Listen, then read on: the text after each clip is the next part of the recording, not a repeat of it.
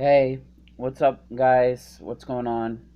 Um, Jose here, and yes, I'm using my government name. I'm not creative enough to come up with my own name. Maybe I will in a few days. I'm working on that. But before I say anything, this review will contain spoilers of the recent episode of Dragon Ball Super, which I found really really awesome. But if you don't want to watch, please click off the episode. Please click off the video and go on to your YouTube surfing. So I want to start off with the name of the title of the episode, which is episode 46, Goku versus Copy Vegeta, who will prevail? And I saw it raw, but with the help of Herms98 on Twitter, he was able to translate what was said in the episode or what was going on in the episode for us. So I want to go on and say thank you to Herms98, and I will make sure that I mention him when I put this on YouTube so he can get the right recognition. I had some trouble finding this episode online, but I was able to find it, and ever since this little mini arc of them or Monaka heading to planet Potofu, this is by far the best episode. And like maybe the end of episode 45, but this is by far my favorite episode because we get to see Vegeta, even though it was a copy version of him, but Goku and Vegeta fight. Now, it wasn't as deadly or life altering like their first fight was when Vegeta first landed on Earth to try to take over it, but it was still pretty awesome. So the fight continues, and while fighting, before they had gone Super Saiyan Blue, Goku and Copy Vegeta had noticed that one another had gotten stronger. Goku struggles during the fight, saying to the Copy Vegeta, "Wow, Vegeta, you've gotten stronger." And Copy Vegeta replies with a smirk, "So have you, Kakarot." Shortly after, Goku goes Super Saiyan Blue, and Vegeta smirks, and he does the most, their famous yelling.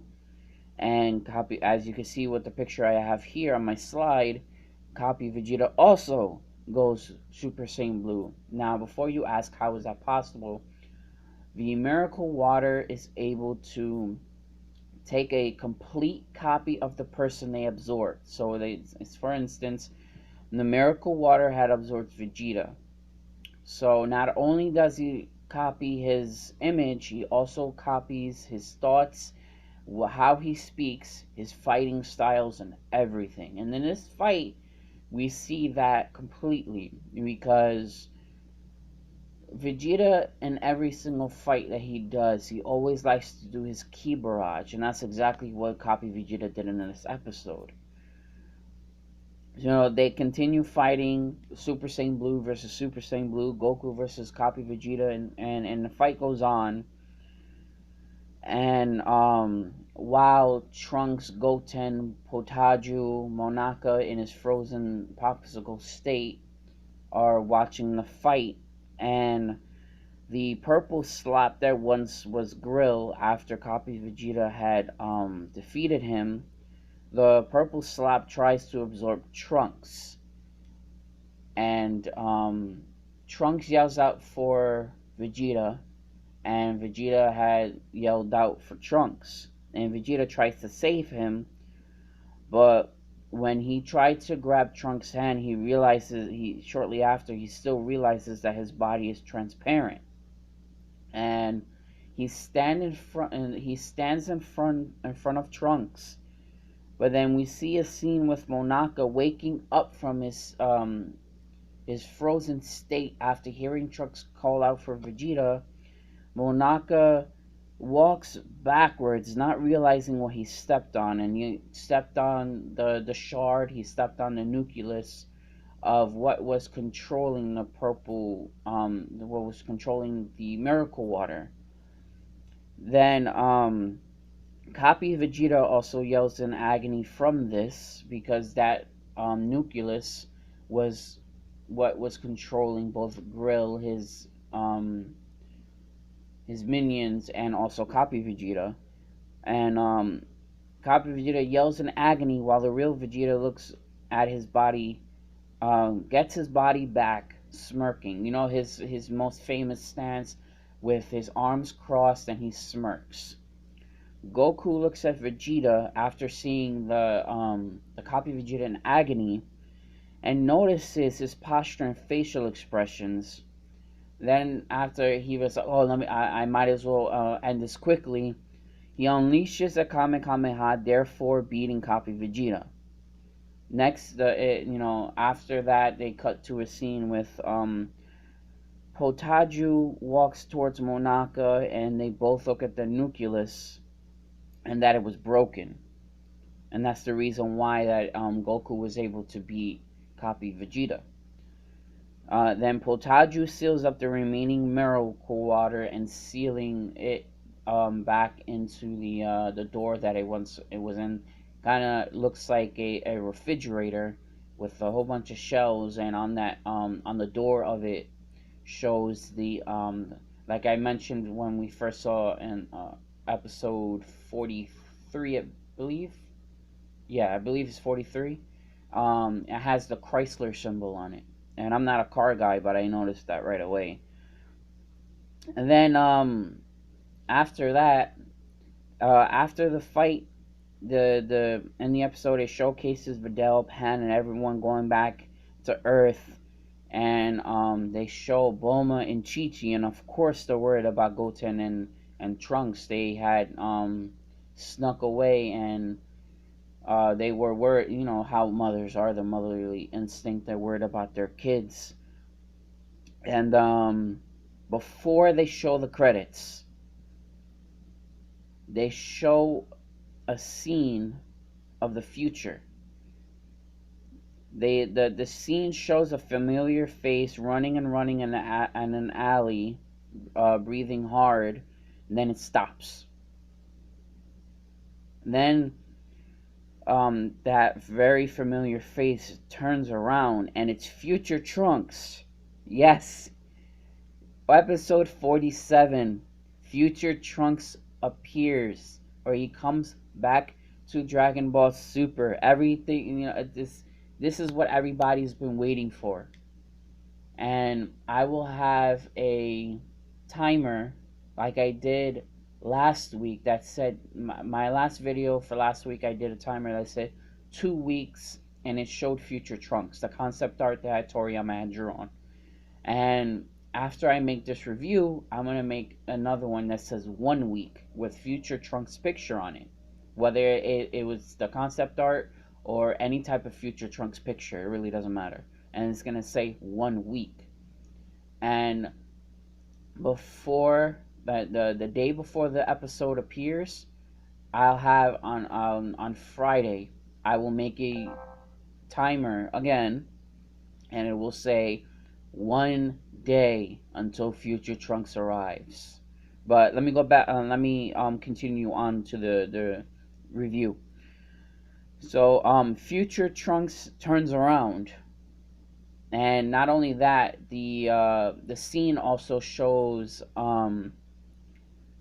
Mai, and it also shows future Bulma working on something, and in big letters it says a new chapter begins. And the title for episode 47 is SOS from the Future. Man, I just can't tell you how excited I am. It has been a very, very long time since we've last seen Future Trunks. The last time we saw Future Trunks was in the Cell Saga, which was 23, 24 years ago, but in Dragon Ball time isn't very long. But for us, it's a very, very long time. And especially the older generation that watch Dragon Ball Z, not Dragon Ball Kai, because these kids, some of the kids now are starting on Dragon Ball Kai, but the older generation have started off Dragon Ball, then Dragon Ball Z, then Dragon Ball GT, then now continuing with Dragon Ball Super. But with the newer generation, they're starting off with Dragon Ball Z Kai. But like I said, I'm pumped, I'm hyped, and Future Trunks is not he's my favorite. Don't get me wrong. Don't take that the wrong way, but he's not my favorite. He's definitely on the top 10. But he's not my all-time favorite character. He's a badass character. He has what Goku and Vegeta, Goku's personality, and if you were to take Goku's personality and Vegeta's personality, which we kind of saw in the Buu Saga when they fused into the Vegito, but if you were to make a character that's not fused, Future Trunks would be that person. Because not only is Future Trunks passionate and caring, but when it comes down to it, he's badass. And we saw that when he took care of Mecha Frieza and King Cold in one episode. In one episode he took care of Mecha Frieza, slicing and dicing him into little chunks of cheese, and we saw him blast the hell out of King Cold. Like, when have we seen that from any character? We've seen Goku fight and it takes multiple episodes. We've seen Vegeta fight, it takes multiple episodes. We've seen the other Z fighters fight and it takes multiple episodes.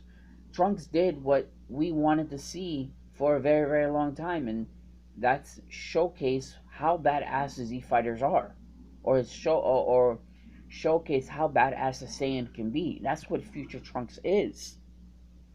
So I'm freaking excited. I'm gonna tell you that right now. I'm really, really freaking excited for Future Trunks to appear next week. And man, I'm gonna be counting down the hours. I'm gonna be counting down the days until this next week Saturday, because this is gonna be freaking epic. I tell you that much right now. This is gonna be epic. But like I said, I want to give a shout out to Herms98 from Twitter for translating the episode. I will watch the episode fully tomorrow with its subtitles so I can make a better review and make a shorter review without me fangirling on what happened this episode and the preview for next week. But I want to say thank you. I have one more video coming out shortly after this one when I post it on YouTube, and that's going to be the timer that says 1 week left, and it's going to show a picture of Future Trunks on it. But until then, I want to say good night, and if I had a question for you guys to answer is, are you guys hype for the return of Future Trunks? So until then, I will see you guys in the next episode.